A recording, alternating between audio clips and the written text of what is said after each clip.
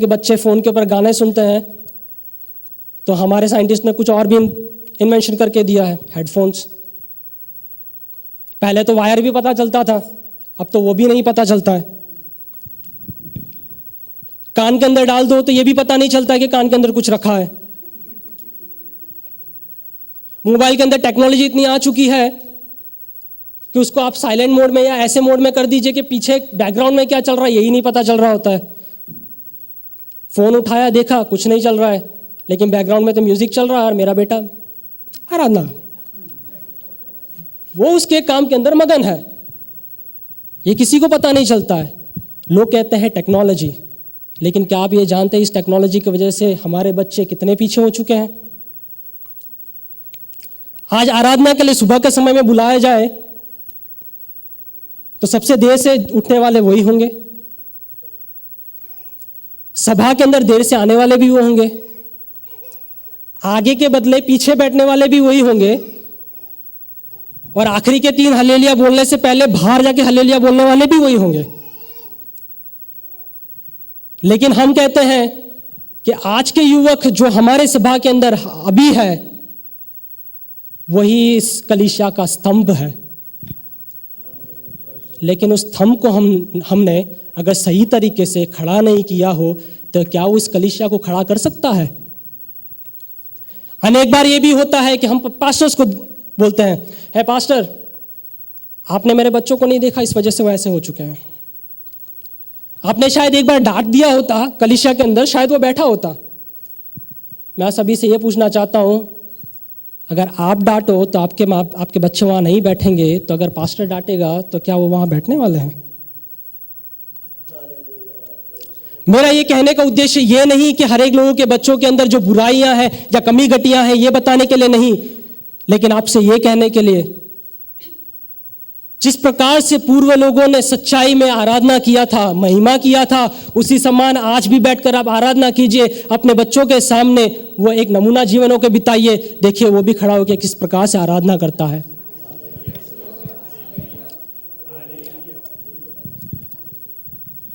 मेरे ऑफिस में हुई एक बात मैं आपको कहना चाहता हूं, ये शेयर करना चाहता हूं। मेरे साथ ही काम करने वाला एक व्यक्ति है, उनके मदर 84 इयर्स, और जैसे यहाँ पे कहा जाता है उन्हें रिहेबिलिटेशन रूम में रखा गया है। उसको दुख तो है उस बात के लिए कि वो उसके माँ बाप को नहीं देख पा रहा है। अनेक लोग हैं जिसको दुख भी नहीं है। पिछली बार हम बैठ के बातें कर रहे थे, उस समय में उसने कहा, उसकी माता कहती है अब मुझे मृत्यु ही प्राप्त करना है। क्यों? उसे दुख है क्योंकि अपने बच्चों के साथ रह नहीं पा रही है। लेकिन वो उसे पता नहीं, वो जब भी जाता है उसके माँ के लिए सबसे अच्छा भोजन, प्रिय भोजन, जो कुछ उसे अच्छा लगता है वो लेके जाता है, और कहता है वो जब भी जाता है वहाँ पे उस दिन वो सारी दवाइयाँ लेती है, लेकिन अगले दिन वो नहीं लेती। लेकिन उसके मुंह से निकले हुई एक बात मुझे बहुत दुख पहुंची। वो कहता है कि मेरी माता बहुत स्टबर्न है, इस वजह से वो दवाई नहीं लेती है। मुझे बहुत दुख हुआ उस समय में वो सुनकर। और यहाँ पे ऐसा है कि हम किसी को सामने से किसी बात को कह भी नहीं सकते हैं। मैंने अपने मन के अंदर कहा, है मेरे भाई, तू क्या अपने माँ के प्रेम को नहीं देख पाया? सोच, जब तू जाता है कुछ लेकर जाता है उसको, उस समय में खुशी के मारे वो दवाइयाँ लेती है, खाती है। जब तू लौट कर आता है उस समय में वो कुछ नहीं लेती है। उसे तुम्हारा प्रेम चाहिए। ये अन्य लोगों का जीवन है। आपके लिए तो परमेश्वर ने प्रेम भर कर दिया हुआ है, तो क्यों आप लेते नहीं हो? परमेश्वर का प्रेम आपके लिए भरा पड़ा हुआ है, क्यों उसके करीब नहीं आते हो? आप एक बात के लिए देखते हो, एक उद्देश्य रखते हो, अगर उस उद्देश्य तक पहुंच नहीं पाते हो तो आप कोई टेढ़ा मार्ग ले लेते हो। परमेश्वर आपके उद्देश्य को जानता है, उस समय में कठिनाई भी जरूर लेकर आता है। उन सारी बातों से निकल के वहां पहुंच भी जाते हो, लेकिन ये नहीं कहते हो कि परमेश्वर तूने मुझे सहायता किया है, मैं अपना राह भटक कर निकला हूं, लेकिन फिर भी तूने मुझे उस स्थान तक पहुंचाया है। परमेश्वर की महिमा और धन्यवाद करो। आपके मन और आपके विचार के द्वारा नहीं, लेकिन परमेश्वर के वचन और उसके आश्रय के द्वारा चलो। जिस तरीके से परमेश्वर आपको चलाना चाहता है उसी तरीके से आप चलना चाहिए। उतना ही नहीं, फिर से मैं आपसे एक ही विनती करता हूँ। मुझे पता नहीं, मैं कुछ और ही, मुझे शायद 1 महीने पहले से कहा गया था कि मुझे यहाँ पे प्रचार करना है। काम के समय के अंदर थोड़ा बहुत समय निकाल कर मैं कुछ प्रिपेयर करता रहा। कल तक मैंने प्रिपेयर कुछ और ही किया था, सही बोला जाए तो कल तक मैंने कुछ और ही प्रिपेयर किया था। लेकिन कल रात को बैठा, मैंने पवित्र शास्त्र खोला और मैंने इस वचन को पढ़ा और एक बात समझ में आई कि परमेश्वर हम सभी को बचाना चाहता है, छुड़ाना चाहता है, और जो परमेश्वर ने मुझे बताया है वही बात आपको मैं बताना चाहता हूँ। अंत के समय में ये कहना चाहता हूँ, लेकिन परमेश्वर आपको एक वायदा देता है।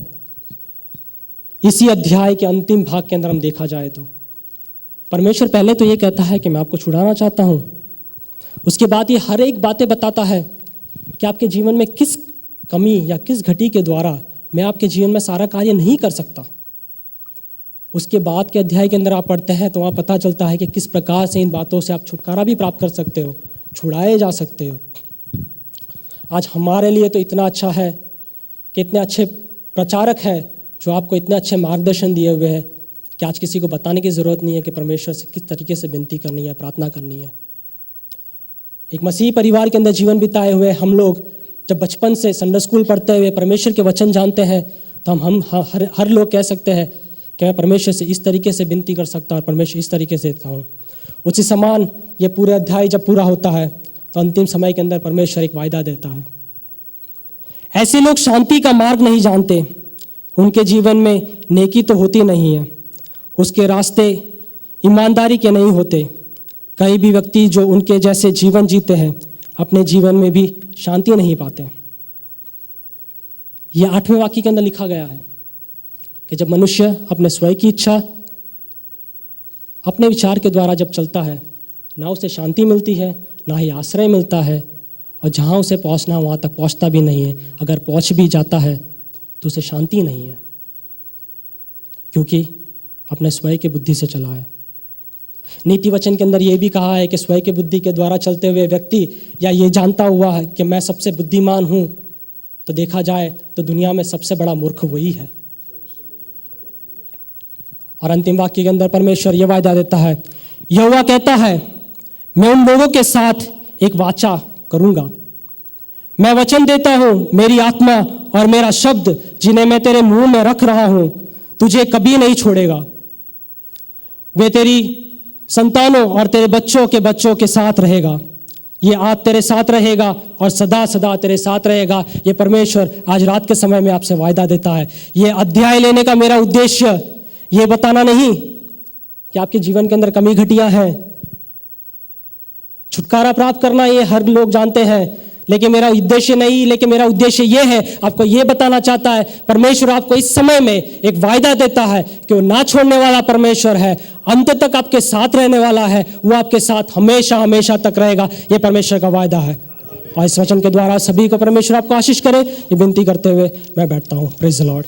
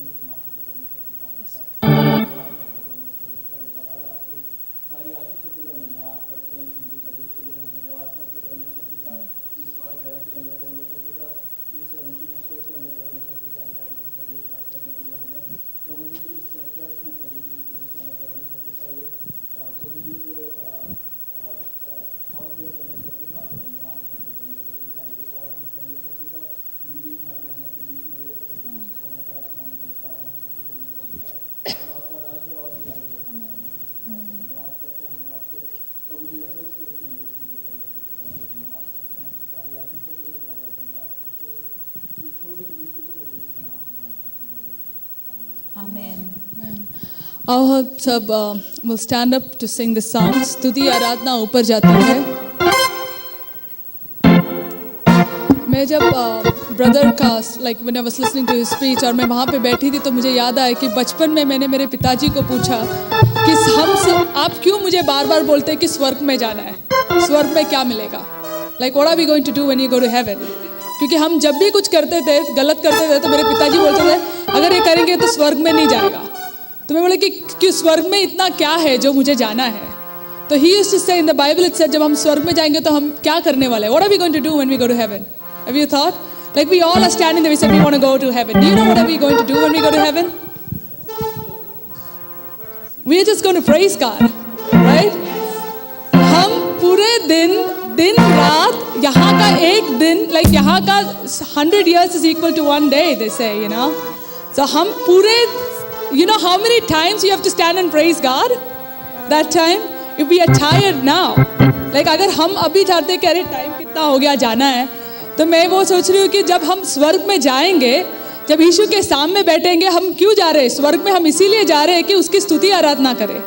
पर अगर हम वहाँ पे जाते और कहते कि हे ईश्वर अब तो मैं थक गया हूँ, मुझे थोड़ा ब्रेक दे दो, नहीं, क्योंकि वहाँ पे दूतों के साथ हम हमेशा, you know, there is non-stop praising and worshiping God. और why will we do that? Why would we do something? It's because if we love that thing, right? हम यीशु से इतना प्रेम करते हैं, you just cannot stop praising God. तो आज वही है कि स्तुति आराधना ऊपर जाती है, आशीष देखो नीचे आती है. Only when we praise God is His blessings going to come down. You know, like I really thank God for that. मुझे बहुत ही अच्छा वचन सुना और आज बहुत, you know, ईश्वर ने बहुत ही आशीष हमें दी. तो आज हम यीशु की स्तुति आराधना करें. जैसे मैंने कहा, हम वही करने के लिए हम जीवित हैं. Like we are living this life. हम दूसरे लोगों के समान हम नहीं जी रहे. We are living according to यीशु के वचन के प्रकार हम क्यों जी रहे? ताकि हम जाके ऊपर उसकी स्तुति आराधना करें. So let's praise God and sing with our heart and say yes. स्तुति आराधना ऊपर जाती है, आशीष देखो नीचे आती है. आमेन.